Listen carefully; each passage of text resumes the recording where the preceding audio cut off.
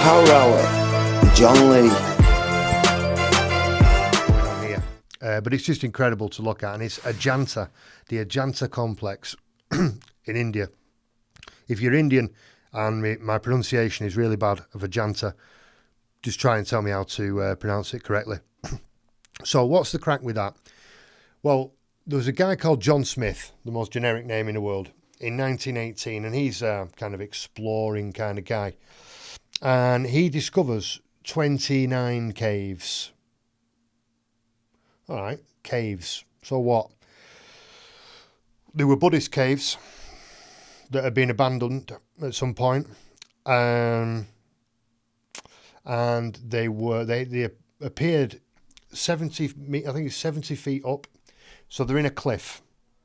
And the cliff is in a horseshoe shape. Apparently natural horseshoe shaped cliffs. And halfway up, right in the middle, you've got these caves. Now, that sounds relatively interesting until you find out that they're not caves.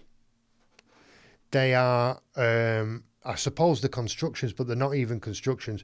What they've done, the builders of this, is to start in the middle of the cliff. So if you imagine like the White Cliffs of Dover, go halfway up that and tunnel in. And that's what they've done. They've tunnelled into the cave, into the cliff, into the rock face with very primitive tools, according to the experts. And this is the thing that you see time and time again. The tools don't match the job. Now, I used to work in construction. I grew up on construction sites, and I know the basic idea that the tool has to match the job, right? And the tools that we're presented with as being like these, basically a rock on a stick that they call a hammer, and a piece of metal, bronze on a stick that they call a chisel. And these are the tools that were used for all these jobs. And you look at the Ajanta complex and the Ajanta caves, as they're called individually, and they've literally gone halfway up the cliff and dug into the cliff itself, into the rock bed of the earth, and they've excavated it. They've pulled all the rocks as they're going in like that. They've got some kind of system in place, obviously, where they're getting all the rocks out of there and they're not dying. You know, we don't have mass graves there where they've had a big collapse and there's bodies everywhere. No. They've just gone right in, and it's like a palace. It's like a network of palaces adorned with the most incredible artwork and things called stupas, which are statues of Buddha in what appears to be a rocket. And these are positioned in particular places. So as you're walking through it, you get these long corridors with amazingly intricate artwork cut into the rock face. And I mean, you're going down these corridors and round corners and all that, and there are openings and expanses, and there are literally cathedrals where they've cut cathedrals into the rock. I mean, it's a solid rock with these tools, and right, get rid of that, until we've chiseled a cathedral into the inside of the rock. And they've literally made windows. Now, I'm not sure they've got glass in there, but they've got windows for the light to come in. And they've done it from the inside, so that when they've chiseled out, or they've chiseled in this way, whatever way they've done it, it's perfect again for the solstice. So they've got, which one is it? It's can't remember the number. But there's one in which the sun comes in for the summer solstice, and one for the winter solstice as well. And when the light comes through, it shines directly onto this stupa, which is the Buddha in a rocket, and the sunlight hits that perfectly on the summer solstice. And he's literally like standing at the doors to a rocket, and this is all again being cut out of the rock. And the people who've been credited with this in 200 BC, so well over 2,000 years ago, are monks. So some monks did this with hammers and chisels. And I don't know where all that rock is. I mean, you're talking about hundreds of tons. It must be hundreds of tons or thousands of tons of rock and rubble that's been chiseled out of there. I mean, if you just threw it down the cliff, by the time you'd finished, the rocks would be up to the front door, if you will.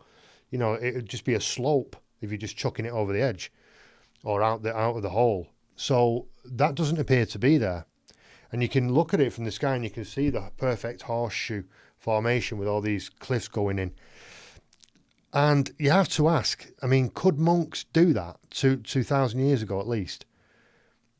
The engineering knowledge, the mathematical calculations that would need to be done, and the skill and the pure brute physical strength to go through that stone in that way, and to start halfway up a cliff, you think, why?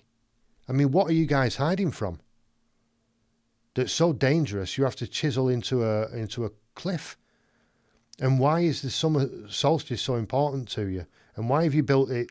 Why have you built rockets into the stone with Buddha inside? What's going on there? It's not a hobby, that is it? So I don't know. Did aliens come down and facilitate that for some reason? Did aliens live here for a while and do that? I don't know. Or were these ancient civilizations far more advanced than we give them credit for? Because we think, well, you've got them tools, you're worse than us. Our tools are better than your tools, and we know more than you. And that's it. So we're going to give you credit for having these crappy little tools. But then we have to give you credit for doing things that we could never do with these pathetic little tools.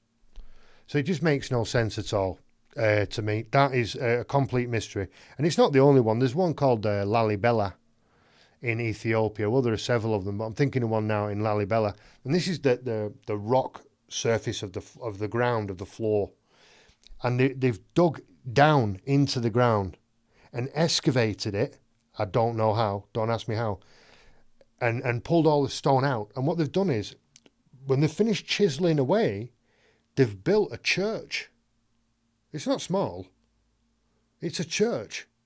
And it's perfect. It's magnificent. It's like they've built it from the ground. They haven't built it. They've kind of deconstructed the earth and left this thing there with perfect doorways and hallways and mirrors, not mirrors, and windows and all that kind of stuff.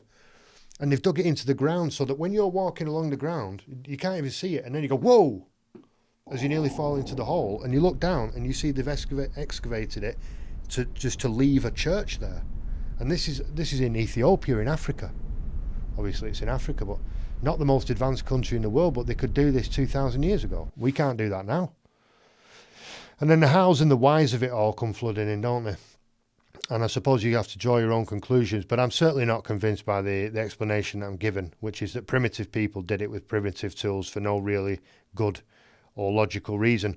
And you see the same thing as we fly back across the world to Mexico with the temples of, let's see if I can pronounce this, Teothuacan. Now, this is actually quite a sophisticated place. I mean, in terms of its design, when you look at it, it looks a bit like a modern city in the layout of it. But of course, it's pyramids. There are, and this is 100 BC, it's supposed to be. But it was a fully functional city with 150,000 inhabitants. And there's a road called they call it the Road of the Dead. But it's a perfectly straight road. It was something, looks like something you would find in the 21st century. And that's not easy. Building roads is not an easy thing to do. And this is on the highlands. This, very difficult conditions, middle of the jungle, and extreme heat and all that. But they've built this road perfectly, and it takes you down to the Temple of the Sun, the main pyramid, and then in front of that you got the Temple of the Moon. And I mean, it's just to look at it is an amazing thing. And I've been to Mexico and I've seen the pyramids in Mexico, but I haven't been to Teotihuacan. And one of the incredible things about it, I mean, this Street of the Dead is miles long, by the way. It's not a driveway. It's long and it's perfect. And there are pyramids on both sides of it and a pyramid complex at the end. And it's aligned, the pyramids, as you find all over the world, are perfectly aligned with Orion's belts, the star system.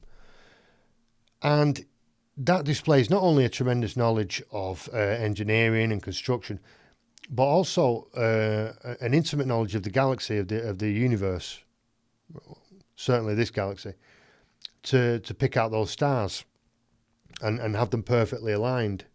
It's way beyond anything we do now. I mean, I don't know of any buildings, modern buildings, that have that level of sophistication in terms of their interactivity with the universe. And one of the main puzzles of it is the mica.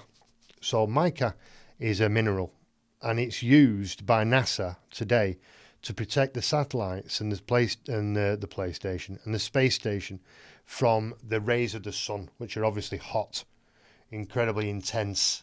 And so they cover the satellites and anything they don't want to get to burn or explode. They cover it in this stuff called mica.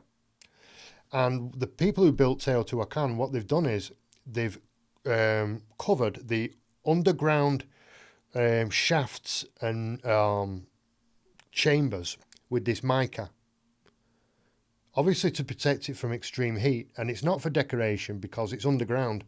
You can't even see it from the street. These are the shafts and mines underground, or not mines, chambers. And you say, well, okay, so they've picked up some mica and stuck it on the walls in case it gets hot.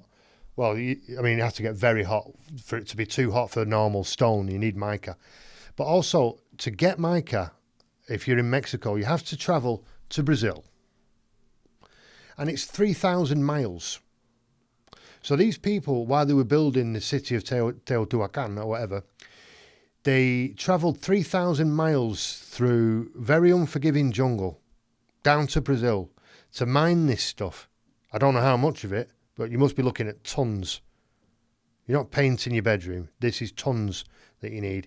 And bring that back through the jungle up to Mexico to line the walls of these shafts and chambers, to protect these shafts and chambers from incredible heat, like the heat of the sun. And what's at the end of this street? The Temple of the Sun. What's the significance of that? I don't know, but I strongly suspect that the people who built it did know, because they did a 6,000 mile round trip to get the mica. I don't know who built that, and I don't know why, but when you see these constructions all over the world, and they're very, very similar, they're aligned with the stars, they're on the same lines, they're on the energy lines of the planet, they align with each other perfectly. Mexico and Egypt are like that.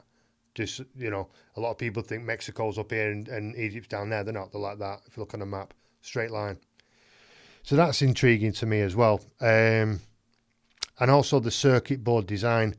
If you look at it, the city, and it's got the pyramid of the sun there, the moon there, and there's another one there. If you get a modern circuit board, which is all about generating electricity or current or energy, and you superimpose that onto this city, it aligns perfectly. It's the same design. Is that a coincidence? Well, maybe. Is it a coincidence that it's perfectly aligned with the stars of Orion, of Orion's belt? No. So it might not be a coincidence that the circuit board design is the same. Maybe the circuit board design comes from that. I'm not sure. But very, very interesting indeed. So